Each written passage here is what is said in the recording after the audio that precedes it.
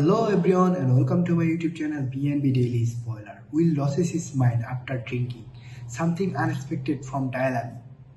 Will went crazy after drinking this from Dylan on Bold and the Beautiful. Will Spencer stood near the food table with a glass in his hand that he hadn't touched. He looked like a man in a picture who had been told to smile, but couldn't remember why. People walked by and said the right things like congratulations, you look great, but his mind kept going back to the wrong ones. He kept turning the past over and over, like a coin that wouldn't show him the face he wanted. Dylan McAvoy saw him there, in the soft light that came from a mannequin dressed in raw white silk and a wall of mood boards. Dylan always had a way of looking at things that made you feel less alone, like a kind, old radar. He was holding a small carafe of something dark that steamed in the cool air tonight. "Will," Dylan whispered as he put a hand on his shoulder. "Hey, are you okay?" Will tried to make himself laugh. Too loud for the party. Too bright. Dylan held out the carafe and said, "It's a herbal drink my aunt used to make for me when I thought my head was going to explode. Come. There is no alcohol, just old recipes. Want to take a sip?" Will peered at the liquid, which appeared to be a deep, morning color. He had been mostly sober. He had been trying. But that night, his hands felt as if they had a life of their own and needed something to anchor them. "I don't know," Will replied. "You can trust me," Dylan stated calmly. "I've got you." Some moments appear to be decisions, but are actually confessions. Will took the cup. When he consented, he had no idea that this simple act would rip every glued-down spot inside of him. Forrester's ballroom shone like a jewel, and Ridge delivered a brief speech about legacy and craftsmanship. Cameras flashed, and there were polite toasts. Brooke sat at the front, her gaze fixed on Ridge. Hope and Liam sat in a secluded corner and gossiped in married cadence. Steffi grinned as she checked a text near the bar, unconscious of the sluggish stream that was developing beneath the evening sparkle. Will followed Dylan to a dim bench behind curtains. The beverage warmed his palm. Dylan's expression was calm and oddly melancholy. "What is in it?" Will asked, his voice low. "This is just something my family cooks on occasion. For stress," Dylan explained. "It helps, believe me. We'll take it." The first taste was warm and not awful. Within minutes, the universe squeezed like a fist around his chest, and suddenly, as if a valve had opened, pressure poured out. At first, there was the usual flow of tears, hot and bone-deep, unearned by anything in the room. Dylan watched, not with triumph, but with the discomfort of a guy who had handed someone a match and was attempting to keep back the wind. "What is this?" Will muttered, his fingertips shaking against the glass. "Why am I seeing these things?" Dylan swallowed, unprepared to have to confess. "It's not supposed to cause hallucinations. It's meant to make you feel what you've been trying not to feel. Sometimes it removes the edges and allows the heart to remember everything all at once." Will's breath became faster. The room blurred, and the lights became orbs that bobbed like birds. He heard the speech from the ballroom, as if it were coming from inside a seashell, followed by distant thunder. Faces that had been kind appeared foreign. The comfort of sobriety, which he had worked on for months, seemed like a costume he had been required to remove in public. "What have you given me?" he demanded, his voice thin. "Something that makes it safer to feel it," Dylan added. "I thought maybe you needed to feel it so you could start to heal." The term safer stuck like a bone. Will lurched to his feet. "I don't want to," he paused. Then, like a dam breaking, he gushed. He told Dylan about his father's last note, about how Bill called and then stopped, and about the night he slept on the floor of an office because the bed felt like a betrayal. He admitted to things he hadn't even allowed himself to think true. Nights when he'd reach for the bottom of a bottle, not to celebrate, but to go to a place where his memories didn't sting as much. A text he'd sent at 2 a.m., and then removed the words that spoke of vengeance and severing couples he loved and wanted to keep. Outside, the room hummed and people raised their glasses.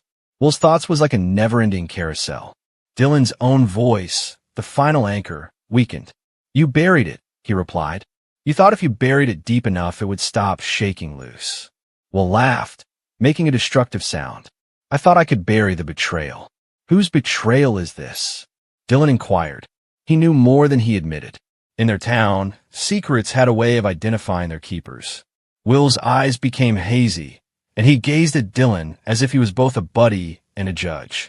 Claire, he announced. The name fell like an accusation that had been waiting to be addressed. Dylan exhaled. Say it. Will gripped the bench until his knuckles became white. I kissed Steffi, he muttered, the words like an animal that couldn't be returned to its prison. I only kissed her once, months ago, at that rooftop party. I assumed it was nothing. But then I started planning stuff I don't recall doing sober. I figured if I wrecked Ridge's launches, if I pulled something, he grimaced at the thought like it was poison. I felt I could make things right for my father. For us. I figured I could hurt the appropriate people so the rest of us could breathe. Dylan's jaw constricted. He'd exchanged a drink for confession, and the floor beneath him shifted like quicksand. You didn't ruin anything, he remarked.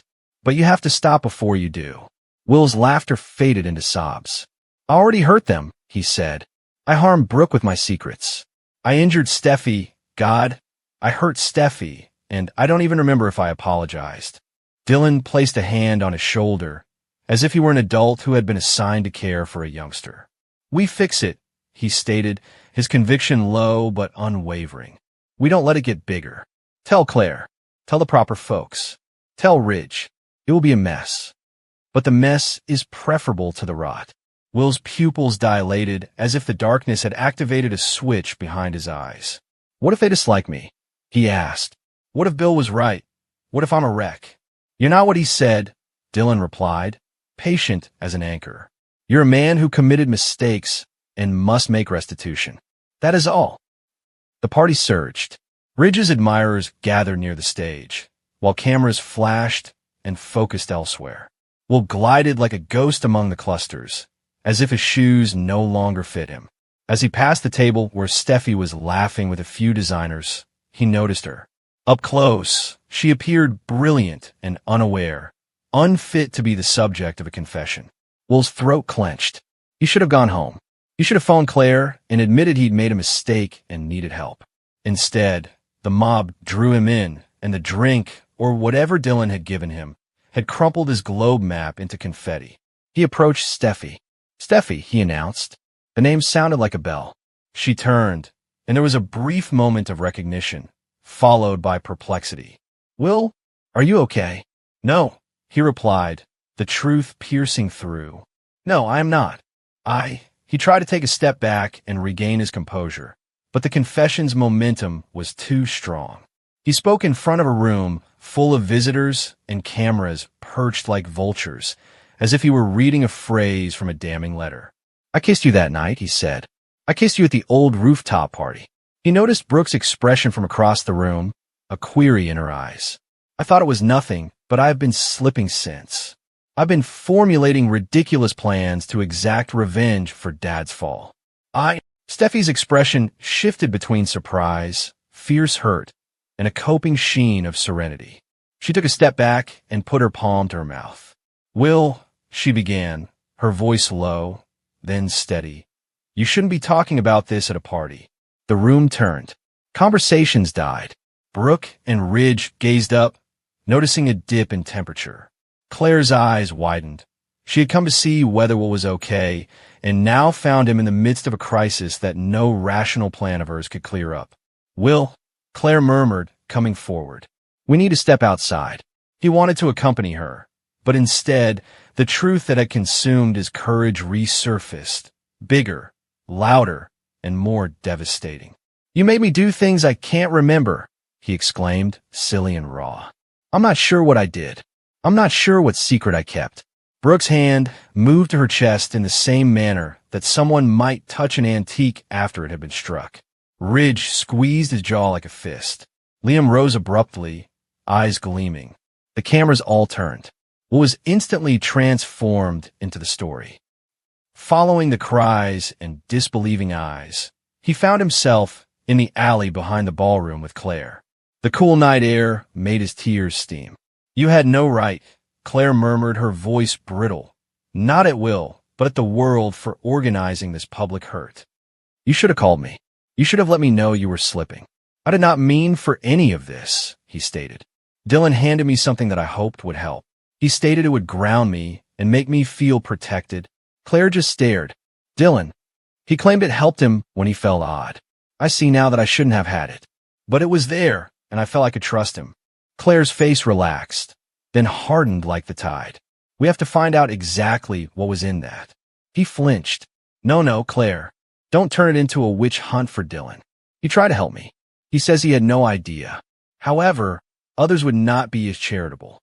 By morning, gossip lanes were streaming video clips of Will, eyes wild, confessing in a cracking voice, accusing the world of plots he couldn't recall inventing. Tabloid headlines smell like blood, and the aroma travels quickly. Dylan's flat was small but tasteful, and his style of life implied that he carried other people's burdens and attempted to make room for them. Dylan opened the door to Claire the next day, hand on the knob, as if poised for a verdict, with a countenance that read guilt, dread, and apology all at once. "I'm sorry," he said before she could respond. "I actually am. I figured it would benefit him." Claire's tone was clipped. "What was in there, Dylan? What have you given him?" Dylan hesitated. This was not a man who enjoyed remaining silent, but he was also not a liar. He described it in vague terms. Plants, an infusion his aunt had used. Nothing harsh or unlawful. But the sight in his eyes revealed a portion of the story that his mouth refused to tell. He had not comprehended the extent of Will's fracture. He had not believed the drink might open the thing that had been held fast for fear of further damage. "I'm going to make this right," Dylan promised. I'll be by Will's side. I'll make sure he gets the assistance he requires." Claire's face was an island of pain. "You put him in the middle of this." "I know," Dylan replied, "and I'll live with that." The fallout swept in like the weather. Will's outburst video became widely disseminated. Fake stories and fragmented narratives spread like mildew. Dylan was summoned to meetings with Claire, his lawyer, and a Forster lawyer who sought assurances. Ridge's brow wrinkled so deeply it appeared surgical. Brooke inhaled as if the house had rattled. But what the town didn't see was the slow, private work that followed. Will in therapy, shaking his memories surfaced like fishing nets. Claire by his side, refusing to be the kind of wife who abandons when error screams loudest. Dylan quietly refusing to retreat, sitting in rooms where guilt was palpable furniture no one wanted, but everyone had to move. "What have I done?" Will said one night, his voice raspy, turning the inquiry inside until there were no edges left. "You try to keep what you thought would protect you," she told you. But protection without truth is just a new kind of prison. The days that followed were marked by anguish and then a work in subtle ways. The kind of slow reconstruction that soap operas rarely discuss, but that real humans must undertake. Will met with lawyers to discuss what he had said publicly. He apologized. Clumsy, sincere apologies were the only thing that could make people believe him again. He made amends wherever he could, sending texts to Steffi, calling Ridge, and having a long, emotional discussion with Brooke during which his voice shattered into bits. Some people were eager to forgive, while others maintained their distance. Most significantly, Will began to realize that losing his mind, no matter how chaotic, was not the end of his life. It was a harsh, unpleasant wake-up call. Dylan's role in the story did not end. He stepped back into the light and faced those seeking explanations. He accepted responsibility without becoming a martyr and attempted to make amends, assisting Will in finding the correct therapists, participating in family gatherings where he'd formerly been an outsider, lending a steady hand without pretending it would solve everything. Weeks later, on a calm Sunday morning, Will sat in his sunlit kitchen with a mug of coffee. He'd slept better the night before, shorter periods, but real sleep. Claire was reading on the sofa. The phone buzzed with texts, but the worst of the storm was over. The crowd continued to talk, of course. Genoa City never stops, but the roar had subsided like a flood. Will turned across the room to Dylan, who had been assisting Willow with a school grant. Dylan's quiet, productive self reasserting itself. He swallowed before raising his cup. "To not bury things," he remarked, not in a toast, but as a vow. Dylan smiled like a little son. "To telling the truth when it's the hardest thing." Will recalled the night he had been unstitched and then meticulously stitched back together. He considered how a single small cup of anything might both cause disaster and heal. He had a new perspective on sluggish, obstinate accountability. I lost my mind for a night, he remarked calmly. But I found my reason again. Claire watched him, the woman who stayed, even though it would have been easier to leave. She reached out to touch his hand. We'll keep finding reasons, she remarked. Outside, Genoa City gleamed like a crowd waiting for the next performance. Inside, there was a kitchen light and two persons seated at a table, having watched something break apart and daringly attempting to put it back together. The scandal would make headlines for days.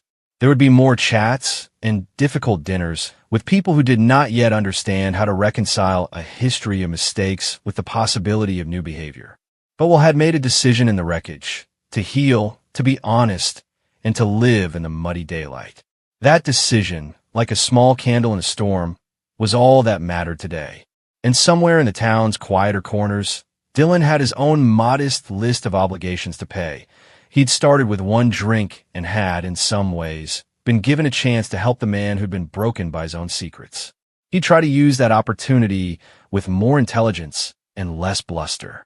Because in Genoa City, people fall apart and then reassemble, not always neatly, not always cleanly, but frequently with an odd and persistent grace that no one can easily understand. The lingering mystery, however, kept several producers awake at night. Had the drink just unlocked an existing cracked door, or had someone used the drink to pry it open? The town would investigate. There would be attorneys, testing, and possibly a controversy that returned with the tide. For the time being, Will was relearning how to stand.